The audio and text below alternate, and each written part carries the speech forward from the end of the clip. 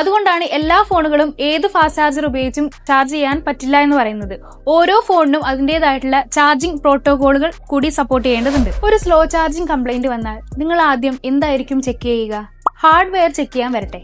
പൊതുവെ നമ്മളെല്ലാവരും schematics open ചെയ്ത് ബോർഡ് ലെവലായിരിക്കും ഇത് സ്റ്റാർട്ട് ചെയ്യുക ഇങ്ങനെ ഒരു കംപ്ലൈന്റ് വന്നാൽ. പക്ഷെ അതിനു മുൻപ് നമ്മൾ കറക്റ്റ് ചാർജർ ആണോ യൂസ് ചെയ്തിട്ടുള്ളതെന്ന് ചെക്ക് ചെയ്യേണ്ടതുണ്ട്. അതിനുവേണ്ടി ചാർജിംഗ് പ്രോട്ടോകോളുകളെ കുറിച്ച് നമുക്കൊന്ന് നോക്കാം.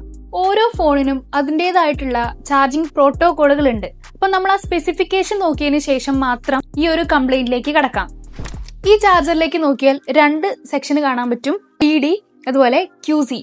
എന്താണ് PD, എന്താണ് QC? PD power delivery. ഇവിടെ CC1 CC2 ലൈനുകൾ ഉപയോഗിച്ചാണ് ചാർജറും ഫോണും തമ്മിലുള്ള കമ്മ്യൂണിക്കേഷൻ നടത്തുന്നത്. ഇവിടെ കമ്മ്യൂണിക്കേഷൻ കണ്ടിന്യൂസ് ആയിട്ട് വരുന്നത് കൊണ്ട് ഈ ഒരു ലൈനുകൾ ഉപയോഗിച്ചാണ് എത്ര വോൾട്ടേജ് ഫോണിലേക്ക് എത്തണം എന്നുള്ളത് തീരുമാനിക്കുന്നത്. QC quick charge. ക്വാൽകോം സെറ്റുകളിൽ നമുക്ക് QC ചാർജിംഗ് പ്രോട്ടോകോൾ കാണാം. ഇവിടെ DM-DP ലൈനുകൾ ഉപയോഗിച്ചാണ് കമ്മ്യൂണിക്കേഷൻ നടത്തുന്നത്. ഇതുകൂടാതെ വേറെയും ബ്രാൻഡ് സ്പെസിഫിക് പ്രോട്ടോകോളുകൾ ഉണ്ട്. ചാർജർ ഫാസ്റ്റ് ചാർജർ ആയാൽ മാത്രം പോരാ, ഇതുപോലുള്ള ചാർജിംഗ് പ്രോട്ടോകോളുകൾ കൂടി കറക്റ്റ് ആയാൽ മാത്രമേ ഫാസ്റ്റ് ചാർജിംഗ് സപ്പോർട്ട് ആവുകയുള്ളൂ. അതുകൊണ്ടാണ് എല്ലാ ഫോണുകളും ഏത് ഫാസ്റ്റ് ചാർജർ ഉപയോഗിച്ചും ചാർജ് ചെയ്യാൻ പറ്റില്ല എന്ന് പറയുന്നത്. ഓരോ ഫോണിനും അതിൻ്റെതായിട്ടുള്ള ചാർജിംഗ് പ്രോട്ടോകോളുകൾ കൂടി സപ്പോർട്ട് ചെയ്യേണ്ടതുണ്ട്. ചാർജിംഗ് പ്രോട്ടോകോളുകളെ കുറിച്ചുള്ള കൂടുതൽ ഇൻഫർമേഷൻസ് അറിയണമെങ്കിൽ നോട്ട് എന്ന് കമന്റ് ചെയ്യുക.